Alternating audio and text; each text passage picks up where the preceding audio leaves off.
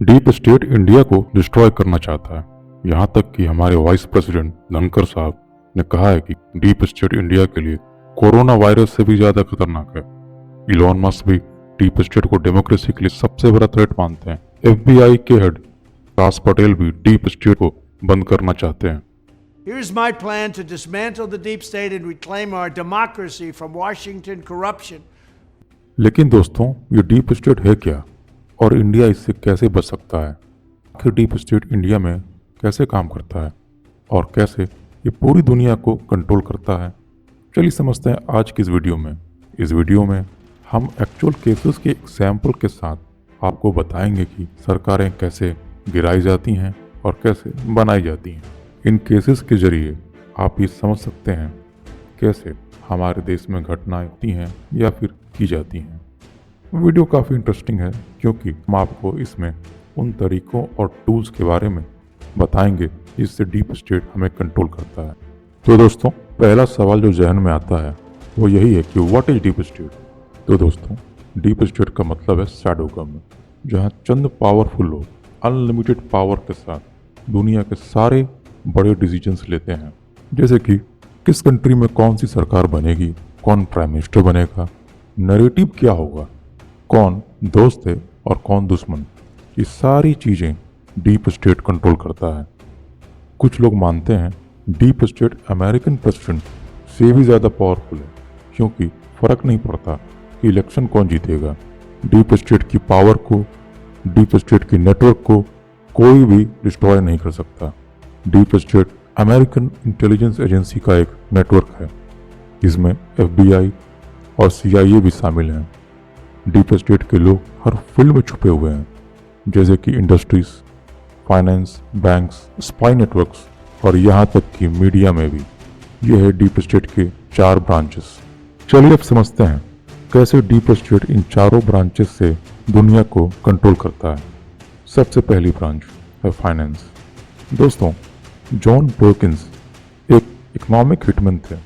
वो अमेरिका के national security agency NSA के लिए काम करते थे और उनका काम था अंडर डेवलप्ड और गरीब देशों को कन्विंस करना कि उन्हें डेवलपमेंट के लिए अमेरिका से लोन लेना ही होगा।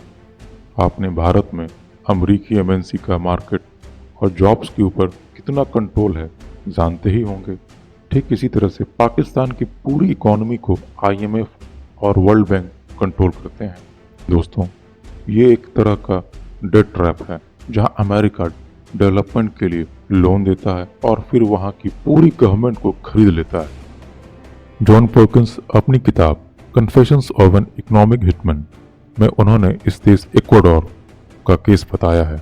1981 की बात है जहां अमेरिकन डीप स्टेट चाहता था कि इक्वाडोर के प्रेसिडेंट हाईवे और पावर प्लांट्स बनाने के लिए अमेरिका से लोन लें, लेकिन प्रेसिडेंट जेमी मान ही नहीं रहे थे।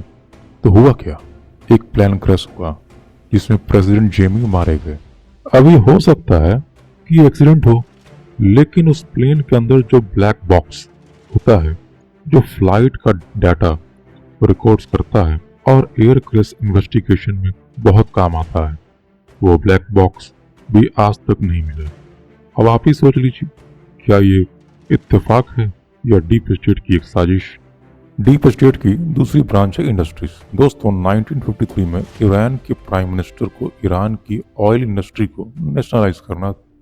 इस इंडस्ट्री को ब्रिटिश कंट्रोल करते थे। एंग्लो ईरानियन ऑयल कंपनी के नाम से ये कंपनी ईरान में ऑपरेट करती थी। ये उस वक्त की ब्रिटेन की सबसे बड़ी ओवरसीज एसेट भी थी। ब्रिटेन मानता था कि ईरान का पेट्रोलियम एक्चुअली उनका पेट्रोलियम है क्योंकि ये उन्होंने डिस्कवर किया था। यानी ब्रिटिशर्स का कहने का मतलब ये था कि किसी भी देश में अगर कोई भी नेचुरल रिसोर्सेज वो डिस्कवर करते हैं तो उस पर पहला हक उनका है। लेकिन ईरान के प्राइम मिनिस्टर ईरान के पेट्रोलियम इंडस्ट्री को नेशनलाइज करके ईरान का सारा पैसा ईरानी लोगों की डेवलपमेंट पर खर्च करना चाहते थे, मगर ये डीप स्टेट को नामंजूर था। तो फिर ब्रिटेन और अमेरिका ने मिलकर ईरान की सरकार को गिराने की साजिश की। शुरुआत हुई ऑपरेशन अजैक्स से। ईरान के खिलाफ प्रोटेस्ट शुरू हुए और ये कोई कॉन्स्पिरेसी थ्योरी नहीं है। CIA के डिक्लासिफाइड डॉक्यूमेंट्स में साफ लिखा है कि उन्होंने ईरान में एक डिसइंफॉर्मेशन कैंपेन स्टार्ट किया है। सरकार को एक कम्युनिस्ट सिंपैथाइजर दिखाने की कोशिश की गई। बड़े बड़े पॉलिटिशियंस को, मिलिट्री ऑफिसर्स को रिश्वत देकर खरीद लिया गया।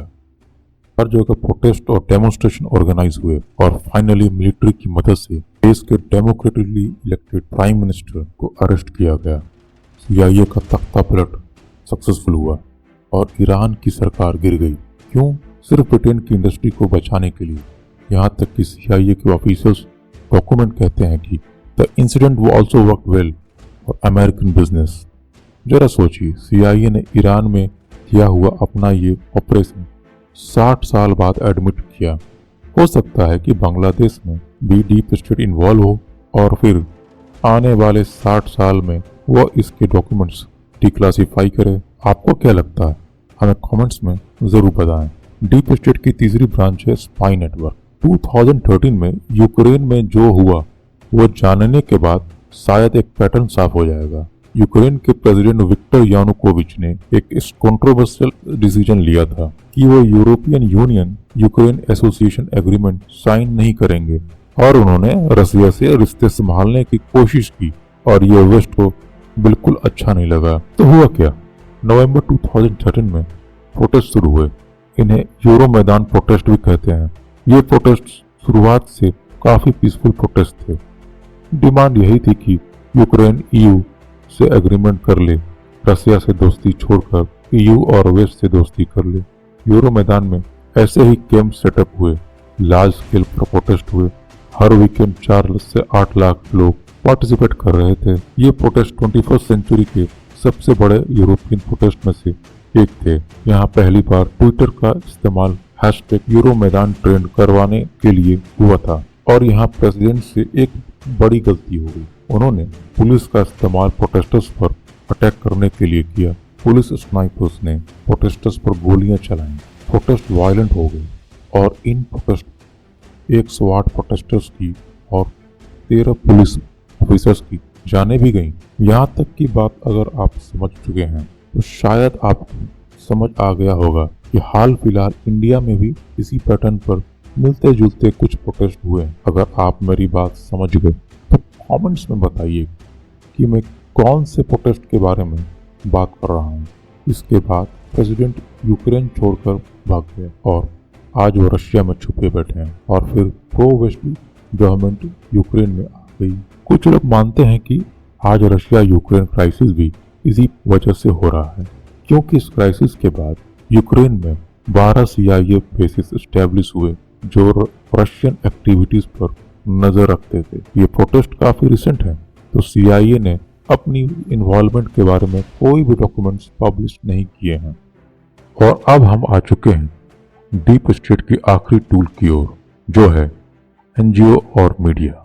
मीडिया और NGO डीप स्टेट के लिए प्रोपेगेंडा और मिस इन्फॉर्मेशन पहुंचाने का काम करते हैं। डीप स्टेट ने ऑपरेशन PV सक्सेस 1954 में डिजाइन किया, जिसने इस देश ग्वाटेमाला की डेमोक्रेसी को डिस्ट्रॉय किया। एक डिक्टेटर को गद्दी पर बिठाया गया और लोगों को कन्विंस भी किया गया कि ये डिक्टेटर आपके लिए सही है। एज अ रिजल्ट पूरे देश को एक सिविल वार में ढकेला गया। अब ये हुआ कैसे, समझाता हूँ। CIA ने प्रोपेगेंडा कैंपेन शुरू किया, एक रेडियो स्टेशन एस्टेब्लिश किया और एग्जैजरेटेड भड़काऊ मैसेजेस लोगों तक पहुंचाए। मीडिया का इस्तेमाल सरकार के सपोर्टर्स को डिमोरलाइज करने के लिए किया गया। हजारों की तादाद में लीफलेट्स डिस्ट्रीब्यूट हुए, जिससे अरबेंज की सरकार के खिलाफ गुस्सा बढ़ाया गया।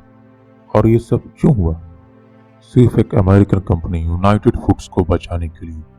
ये कंपनी ग्वाटेमाला में बनाना प्लांटेशन ओन करती थी और अरबेंज की सरकार इस कंपनी का डोमिनेंस कम करना चाहती थी। ये बात है 1954 की और ये ऑपरेशन PV सक्सेस भी कुछ साल पहले ही डिक्लासिफाई हुआ है। तो आज ये सारे डॉक्यूमेंट्स आप पढ़ सकते हैं और समझ सकते हैं कि कितने गहरे लेवल पर एक सरकार को गिराने की कोशिश हुई थी। अब आपको समझना होगा कि मीडिया बिक चुका है। NGO के थ्रू प्रोपेगेंडा फैलाना काफी आसान है। आपका ओपिनियन बनाना और बदलना भी काफ़ी आसान है। आज कुछ इंडियन लीडर्स कहते हैं कि डीप स्टेट इंडिया में इनस्टेबिलिटी लाना चाहता है।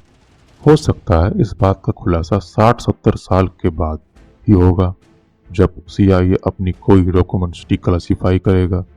लेकिन इस वीडियो का मकसद यही था कि दूसरे देशों के एग्जाम्पल से आपको दिखाया जाए कि फॉरेन इंटरफेरेंस इज रियल। जैसे पहले रेडियो का इस्तेमाल होता था, लीफलेट्स डिस्ट्रीब्यूट होते थे, वैसे आज इंटरनेट का इस्तेमाल होता है। तो इसीलिए आज की इंटरनेट की दुनिया में किसी पर भी आंख बंद कर भरोसा ना करें। वैसे आपको क्या लगता है कि हमारे देश की मीडिया भी डीप स्टेट से कंट्रोल होती है? खैर, आपकी जो भी ओपिनियन हो सो कमेंट्स में जरूर लिखें।